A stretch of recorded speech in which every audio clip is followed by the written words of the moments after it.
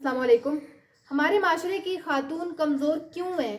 کیونکہ ہمارے معاشرے میں ہر وہ خاتون جو زیادتی کا نشانہ بنتی ہے اس کی آواز کو دبا دیا جاتا ہے۔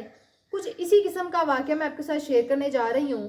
وزیر اعلیٰ پنجاب کے آفس سے 11 منٹ کی مسافت پر واقع پنجاب کالج لاہور گلبرگ کیمپس 10 میں 16 سالہ لڑکی جو فرسٹ ایئر کی اسٹوڈنٹ تھی اس کے ساتھ اسی کالج کے گارڈ نے زیادتی کی ہے، اور اس معاملے پر کالج انتظامیہ ایکشن لینے کے بجائے تمام اسٹوڈنٹس کو وارن کر رہی ہے کہ اگر کسی بھی اسٹوڈنٹ کی جانب سے پروٹیسٹ کیا گیا، کسی بھی طلبہ نے اس پر احتجاج کیا تو اس کو کالج سے سسپینڈ کر دیا جائے گا۔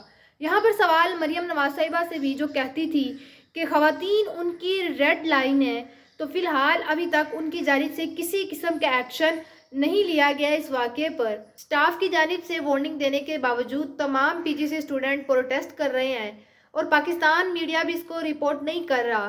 یہ تو ہم جانتے ہیں کہ پاکستان میں قانون نہیں ہے، پاکستان میں انصاف ملنا بہت مشکل ہے، لیکن خوددارہ اس 16 سالہ لڑکی کے مجرم کو جلد از جلد پکڑا جائے اور اس کو انصاف دیا جائے۔